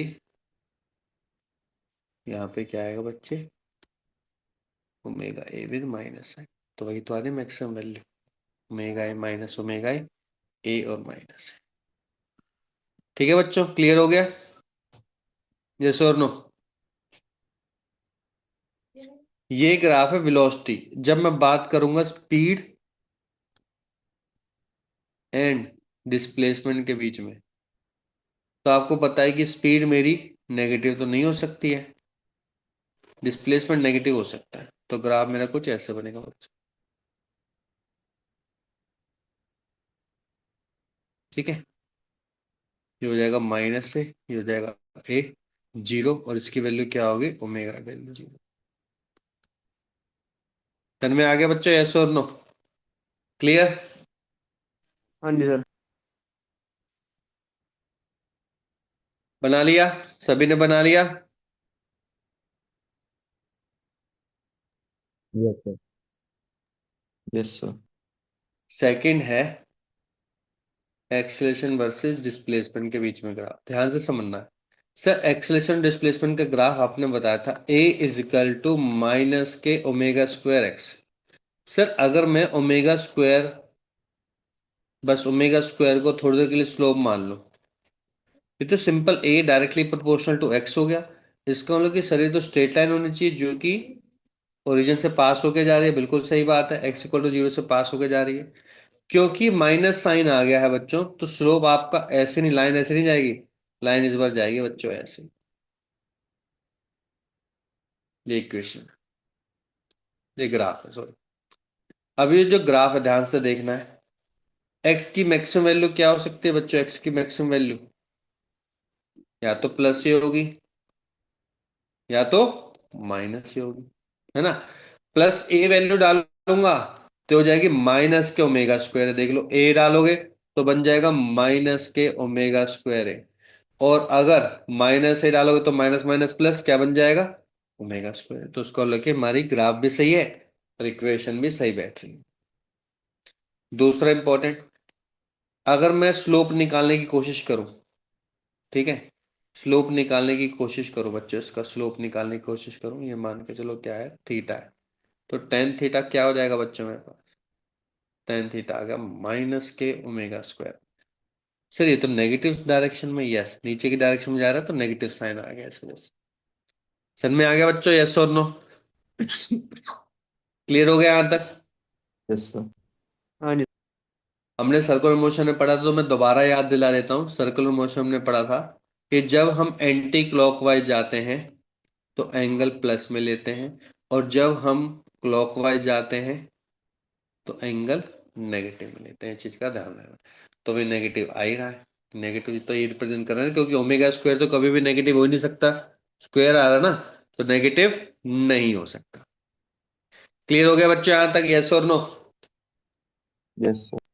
हाँ जी ठीक है। सर। तो अब देखो, अब बनाते हैं विद रिस्पेक्ट टू टाइम। ध्यान से समझना है, ये थोड़ा सा लगेगा अटपटा, तो उसको थोड़ा सा इजी कर देते हैं, थोड़ा सा इजी कर देते हैं। मैं क्या करने वाला हूं, देखो मेरे पास क्या क्या इक्वेशन थी। सब मेरे पास थी, पहले तो एक्स की इक्वेशन थी जो कि थी a sine omega t plus five.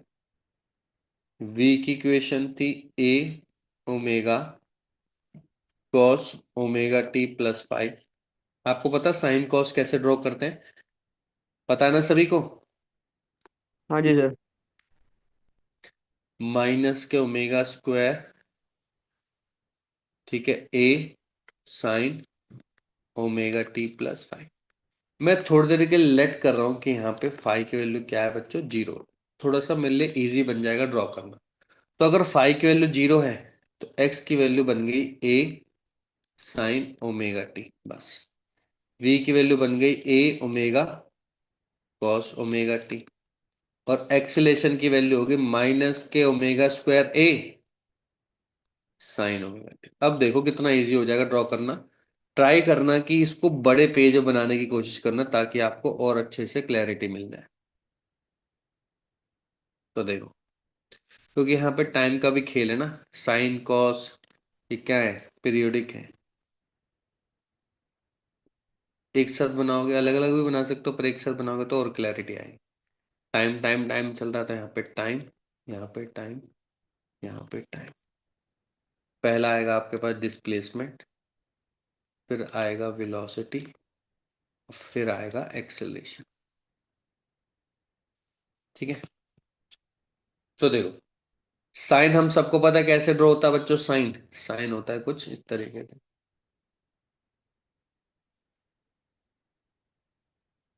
ये और नो, ये होता है ना साइन। ठीक है, वो रिपीट करता रहेगा, है ना, रिपीट करता रहेगा। और ये वैल्यू क्या होती है आप सभी को पता है, ये होती है चल लिया अलग। टू पाई बाय ओमेगा होती है, ये तो होता है। सॉरी सॉरी सॉरी, हाँ टाइम जी। पीरियड तो ये है ना, ये होगा टू पाई बाय ओमेगा। तो ये कितना होगा, ये बाय बाय टू हमें। टू ओमेगा, तो टू हट जाएगा यहाँ से, टू हट जाएगा। क्लियर होगा कैसे आ गया, दोबारा बताओ सर। ये पूरा का पूरा बच्चों टाइम पीरियड होता है, हमने पढ़ रखा है। और टाइम पीरियड क्या होता है बच्चों, टू पाई बाय ओमेगा। तो मैंने टू पाई बाय ओमेगा ले लिया। यहाँ पे अगर आप चाहो तो यहाँ पे टी भी लिख सकते हो, कंफ्यूजन ना लेने के लिए यहाँ पे लिख लो टी बाय टू। ये भी मत लिखो, आपको कंफ्यूजन लगता है, ये मत लिखो, इतना याद रखो, T T by two. Definitely ये पॉइंट कौन सा होगा सर, ये होगा टी बाय फोर होगा। ये कौन सा होगा, ये होगा थ्री टी बाय फोर। ठीक है। ठीक। अगर मैं एंगल वाइज देखूं तो आपको पता है किस किस पॉइंट पर बच्चों इसकी वैल्यू जीरो होती है। सर एक तो जीरो एंगल पर होती है, एक सर 180 पे होती है। 180 को किससे प्रेजेंट करते हैं, पाई से। और फिर होते हैं सर टू पाई पे। यस और नो, जीरो पाई टू पाई। तो इसके लिए फिर मुझे क्या रिप्रेजेंट करना पड़ेगा बच्चों, एंगल रिप्रेजेंट करना पड़ेगा, थीटा। तो टाइम के रिस्पेक्ट में और थीटा के रिस्पेक्ट में ऐसे होगा। सर में आ गया, यस और नो। आपको पता है साइन की वैल्यू किस पे सबसे ज्यादा होती है सर, पाई बाय टू पे। ये हो गया पाई बाय टू। और ये कौन सी वैल्यू होगी बच्चे, ये वैल्यू होगी आपकी three T by, sorry three T by को लिख रहा हूँ, इसको लिखो three pi by four. 3 pi by 4। Clear है बच्चों? हाँ जी सर। पाई बाय 2 आएगा, 2 करना, 3 pi by 2, that will be 270 angle. ठीक है, तो देखो टाइम के रिस्पेक्ट में क्या क्या निकला, दोबारा देखो।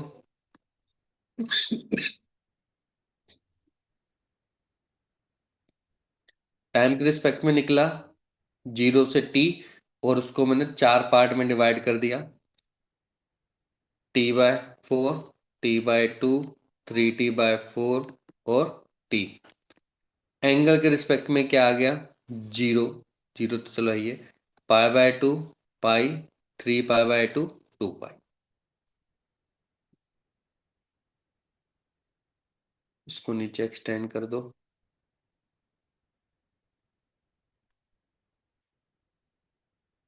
अब बस ध्यान रखना है, अच्छा जो x था, मेरा x था बच्चों, x की मैक्सिमम वैल्यू क्या हो सकती है?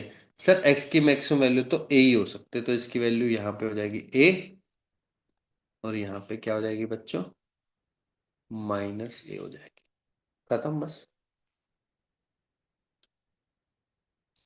अब बात आती है वेलोसिटी की। देखो वेलोसिटी को ध्यान से देखना है, ये रहा वेलोसिटी। वेलोसिटी में कॉस है, कॉस को अगर याद हो तो कॉस का ग्राफ एंगल 0 पे क्या होता है सर, मैक्सिमम होता है। इसका मतलब कि इसका ग्राफ कैसा होगा बच्चों, कुछ ऐसा होगा, देखो।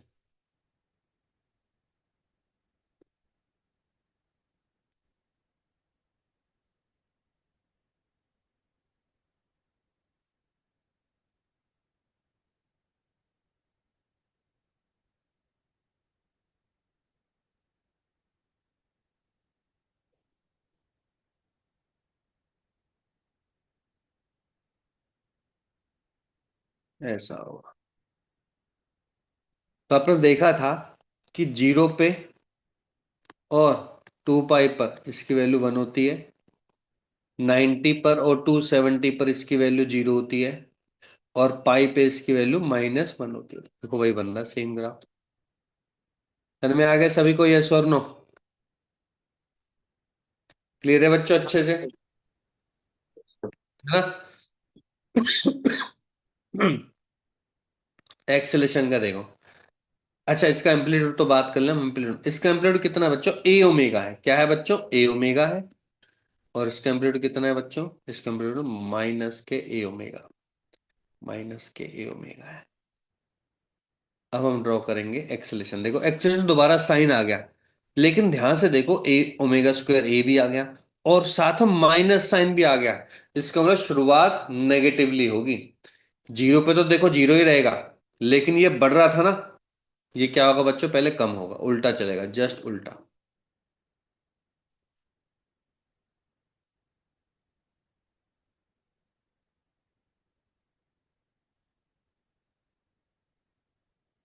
जस्ट उल्टा होगा। तो इसकी वैल्यू क्या होगी बच्चों, यहाँ पे होगी A² ओमेगा, और यहाँ पे इसकी वैल्यू क्या होगी, -के A² ओमेगा।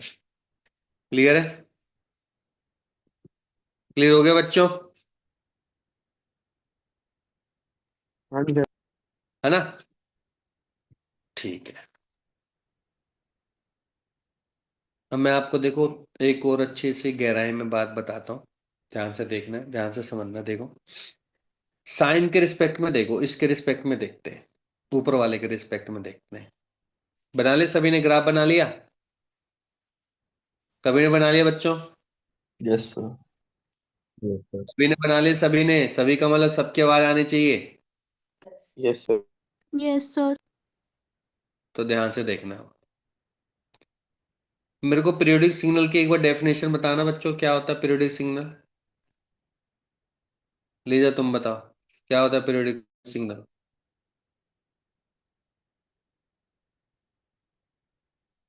देख लो कॉपी में से, बता दो।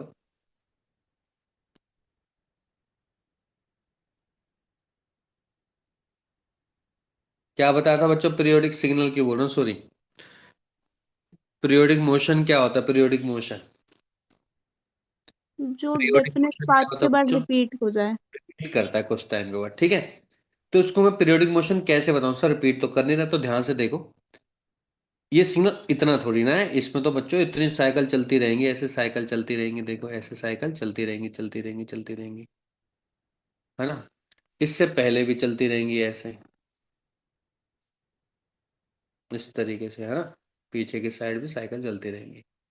अब आराम से समझना, ऐसे ना साइकिल बहुत इन्फिनिट से आ रही है और इन्फिनिट तक की तो आ रही है, ऐसे चल रही है। ये तो मैंने, क्योंकि इन्फिनिट थोड़ा बनाएंगे हम यहाँ पे, हम तो एक साइकिल को रिप्रेजेंट कर रहे हैं। अब ध्यान से समझना, देखो मैं क्या बताना चाह रहा हूँ।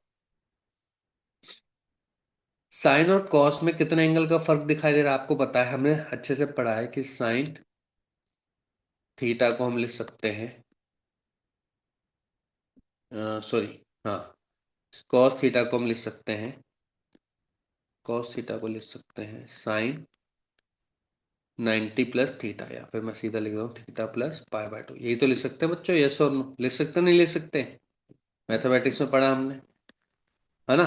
तो क्या मैं इस इक्वेशन को ऐसे लिख सकता हूँ बच्चों, a omega sine omega t plus pi by 2, लिख सकते हैं बच्चे नहीं लिख सकते, यस और नो, है ना। हाँ जी यस सर। सर। दोनों के दोनों साइन में है, साइन में है।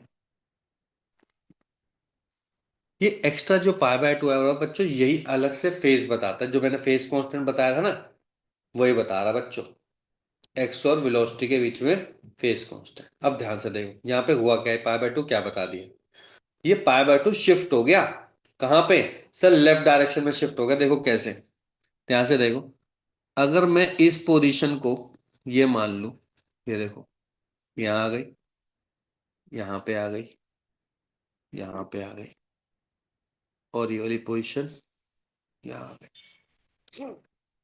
यहाँ पे नहीं सॉरी, यहाँ पे, और ये वाली यहाँ पे आ गई।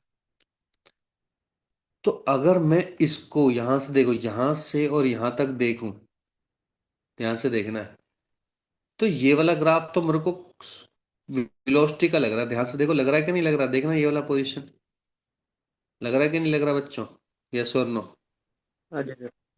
है ना, सभी को लग रहा है, यहां से यहाँ, है ना।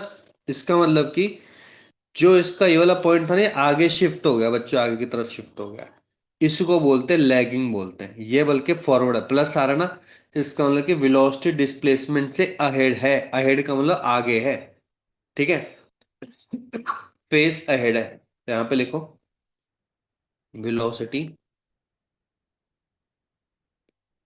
Is face ahead of pi by 2,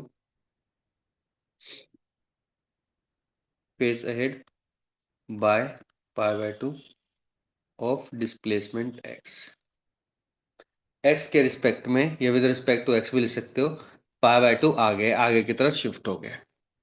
कोई मेरे को सोच समझ के बताएगा कि एक्स और एक्सेलरेशन में कितना फेज डिफरेंस है, कितने का फेज डिफरेंस है एक्स और विलो उसमें एक्सेलरेशन में, डिस्प्लेसमेंट और पाई। एक्सेलरेशन में कितने का, पाई का। पाई मतलब 180, वेरी गुड, कितने का 180 का, है ना। सर कैसे, हाँ जी। क्या सर सन में देखो, ध्यान से देखो,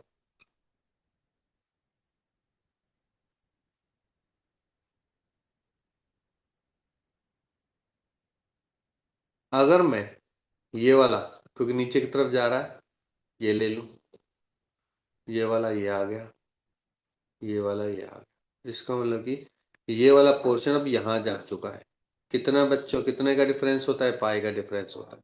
इसका मतलब कि जो मेरा एक्सेलरेशन है ना, is phase ahead by pi with respect to displacement X, with respect to displacement X. और आपको बहुत अच्छे से पता है, क्या पता है सर, क्या पता है मेरे को ये पता है कि माइनस के साइन थीटा क्या होता है बच्चों, साइन पाई प्लस थीटा होता है, ये तो पता है ना, साइन पाई प्लस थीटा क्या होता है, माइनस साइन थीटा होता हाँ जी है। सर। तो पाई अंदर चला गया, फिर प्लस में आ गया, तो इस इक्वेशन को क्या लिख सकता हूँ बच्चों, मैं इसको लिख सकता हूँ omega square a sine omega t plus pi लिख सकता समझ में आ गया बच्चों, यस और नो? क्लियर है सभी को? तो कभी स्टेटमेंट में ये स्टेटमेंट बेस्ड क्वेश्चन आएगा, इसमें ऐसे कोई अलग से क्वेश्चन नहीं आएगा, भाई ये पता होना चाहिए कि डिस्प्लेसमेंट और वेलोसिटी में फेज डिफरेंस कितना होता है, पाई बाय 2 का, जिसमें वेलोसिटी अहेड होता है। एक्सेलरेशन और डिस्प्लेसमेंट में जो फेज डिफरेंस होता है वो पाई का, जिसमें एक्सेलरेशन अहेड होता है। मैं आपसे बोलूं कि वेलोसिटी और एक्सेलरेशन में कैसा रिलेशन है, आप बोलोगे सर वेलोसिटी और एक्सेलरेशन भी पाई बाय 2 है, लेकिन इसमें दोनों में से कौन अहेड कर रहा है? एक्सेलरेशन अहेड करेगा कि वेलोसिटी अहेड करेगी? कौन आगे होगा? कौन होगा आगे बच्चों? एक्सेलरेशन। एक्सेलेरेशन होगा, क्योंकि एक्सेलेरेशन ज्यादा है ना, पाई से है, बिल्कुल करेक्ट। तो यहां पे लिखो, लास्ट लाइन में लिखो, acceleration is phase ahead by pi by 2, किसके रिस्पेक्ट में? With respect to velocity, V के वेलोसिटी। रिस्पेक्ट। क्या ये बात सबको क्लियर हो गई बच्चों, यस और नो? Yes. है ना? तो 2-4 क्वेश्चन करते हैं इजी वाले, फिर खत्म करते हैं। तो देखो, सबसे पहला क्वेश्चन तो बेसिक क्वेश्चन है, कि आपसे बेसिक क्वेश्चन ऐसे पूछ सकता है क्वेश्चन मतलब एमसीक्यू में, कि इनमें से कौन सा ऑक्सीलेटरी मोशन है कि नहीं। पहले तो ये भी पता होना चाहिए कौन सा ऑक्सीलेटरी मोशन है कि नहीं है। तो लिखो, which of the following is oscillatory motion, which of the following is oscillatory motion. तो पहला आता है ऑप्शन में, ऑप्शन क्या क्वेश्चन है, बस क्वेश्चन ले लो, कि पहला है F इक्वल टू, फोर्स दे दिया -2x-2 का क्यूब, ये है क्वेश्चन। अब सर पता कैसे चलेगा? देखो पता कैसे चलेगा, x और f के बीच में रिलेशन देखो। सर ये तो क्यूब आ गया, सर आपने तो f equal to minus K kx लिखवाया था सर थोड़ी देर पहले, आपने थोड़ी देर पहले f equal to minus K kx, sir ये तो x क्यूब आ रहा है, तो कैसे करें इसको? छोड़ दे, छोड़ना क्यों है? देखो चेक करते हैं कि क्या कुछ ऐसा रिलेशन बन रहा है कि नहीं बन रहा। पहले तो देखो, f0 कौन सी पोजीशन पर हो रहा है? x इक्वल टू 2 पे हो रहा है,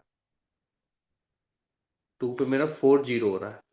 और याद करो मैंने बताया था कि जब 4-0 होता है वो कौन सी पोजीशन होती है बच्चों, मैंने बताया था कौन सी पोजीशन होती है वो, याद है? In position.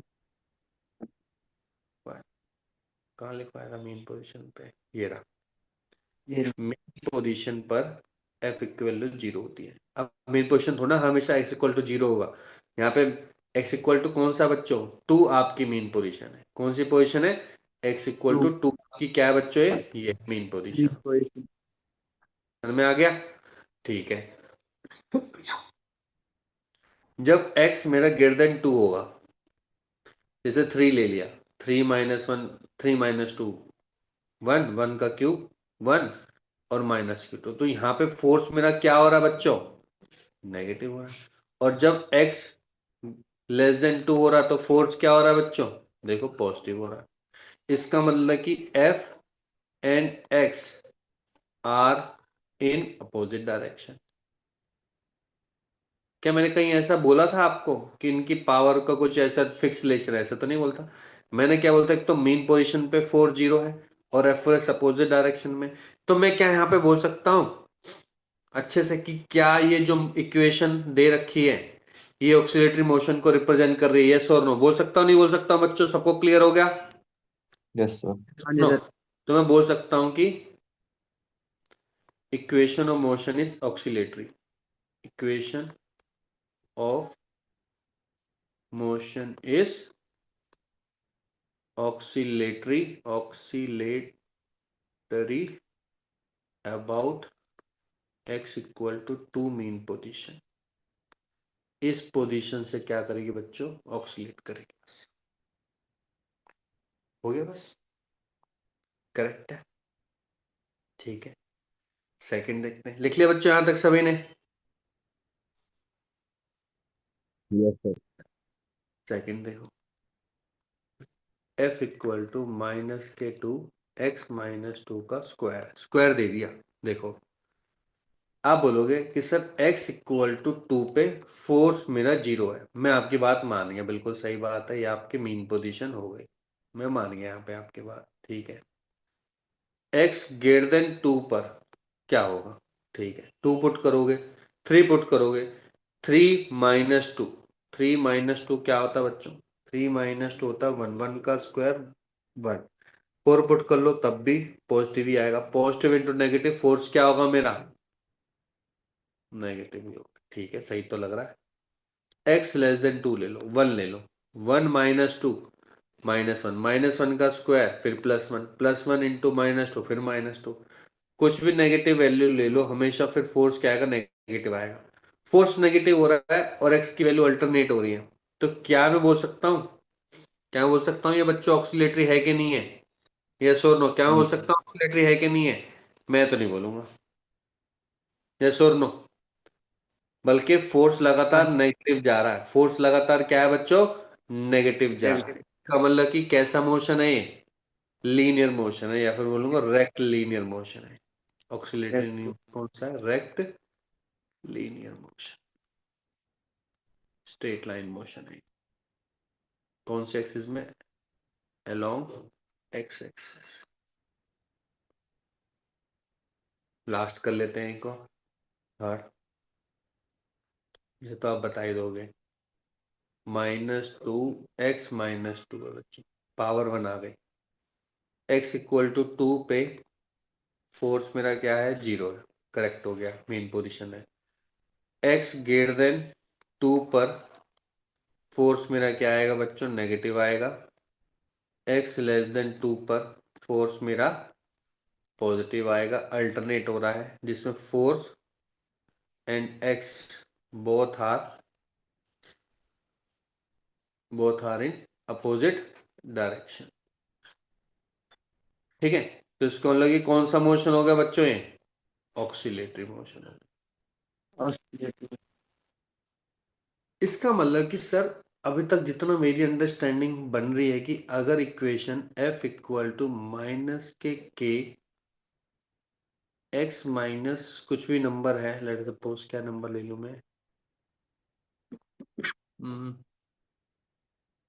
ए ले नहीं सकते, बी ले लो, चलो बी है, रेस टू पावर n है, रेस टू पावर क्या है बच्चों, n है, तो n यहाँ पे क्या होना चाहिए बच्चों, n अगर यहाँ पे और और है ना, तो हमेशा किसको रिप्रेजेंट करेगा बच्चों, ऑक्सीलेटरी मोशन को ही रिप्रेजेंट करेगा, ये चीज इंपॉर्टेंट है। तो देखो आपने 1 की पावर पे देख लिया, 3 की पावर पे देख, 5 आएगा तो 5 की पावर पे, लेकिन आपके जो ज्यादातर क्वेश्चन आएंगे बच्चों 1 की पावर पे आएंगे, और हायर ऑर्डर पे नहीं आते, इसी पे ही आते हैं ज्यादातर। क्लियर हो गया सभी को, यस और नो, यस सर। हाँ जी। ठीक है। एक दो और क्वेश्चन करते हैं, देखो एक क्वेश्चन लिखो, इजी है, xt equal to 5 sine 100t plus pi by 3, ये है, मेरे को निकालना है बच्चों, एम्पलीट्यूड निकालना है मेरे को, वेलोसिटी निकालनी है एट x इक्वल टू,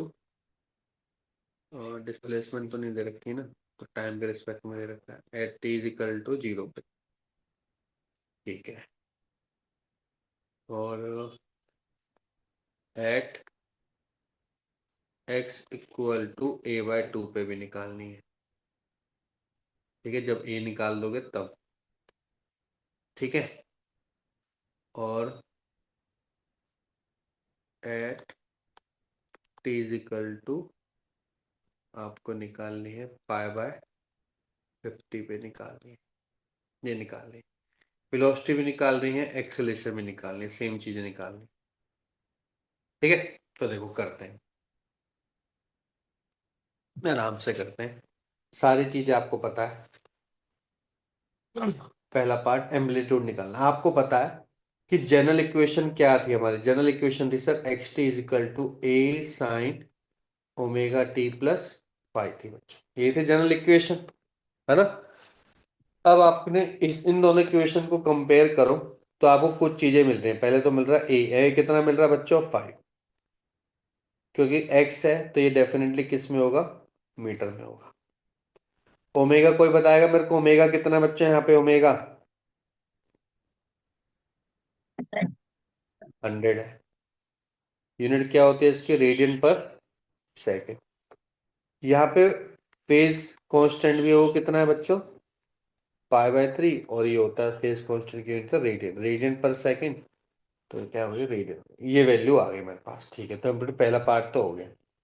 अब वेलोसिटी निकालनी, वेलोसिटी निकालनी है। सबसे पहला वेलोसिटी निकालनी है टी इजिकल टू जीरो पे। तो पहले देखते हैं at t is equal to zero पे निकालनी।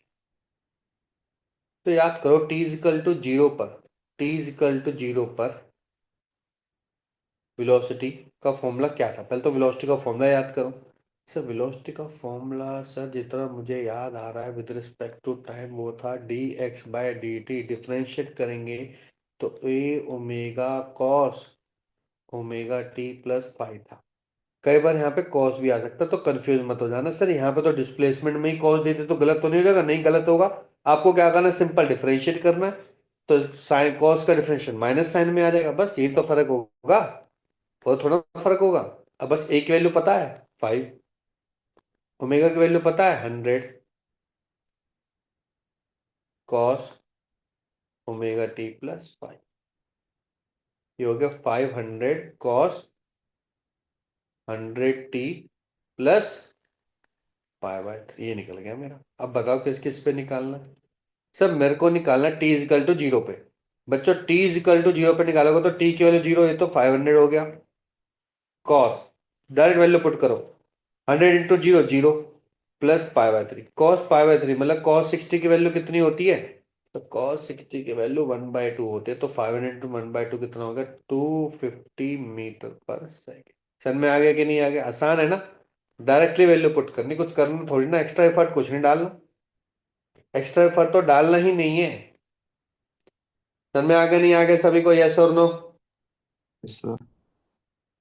सर साथ साथ वेलोसिटी भी निकाल दो तो कितना आसान का, वेलोसिटी निकाल दो। देखो वेलोसिटी का क्या था सर, वेलोसिटी का था a is equal to minus के ओमेगा स्क्वायर एक्स, या फिर सर रिलेशन था x में जानता हूँ सर, x में जानता हूँ a sine omega t plus पाई।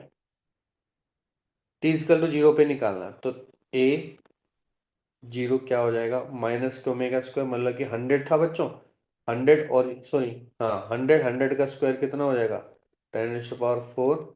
ए कितना है 5 है, साइन बचा 0 प्लस π/3, और आपको पता है π/3 की वैल्यू क्या है, √3/2। तो हो गया 5 × 10⁴ √3/2, है ना। ये हो जाएगा आपका मीटर पर सेकेंड स्क्वायर। ये जो भी रिलेशन आएगा आ जाएगा बस। समझ में आ गया बच्चों सभी को, यस और नो, क्लियर, यस सर। ये यस क्लियर, सर। ठीक है। सर ये भी क्लियर करवा दो थर्ड वाला, क्योंकि यहाँ पे टी इजिकल टू π/50 पुट किया, तो कुछ नहीं करना है, कुछ नहीं करना है। सर जो आपने वेलोसिटी का फॉर्मूला लिखा था ना अभी, ए ओमेगा, जो कि आपने डिफरेंशिएट करके निकाला, रटा नहीं है, डिफरेंशिएट करके जो आपने फॉर्मूला निकाला है वो आपने कुछ ऐसा निकाला था, 500 कॉस, इसकी वैल्यू 100, इसकी वैल्यू दी हुई है π/50 प्लस π/3, ये हो गया 2π।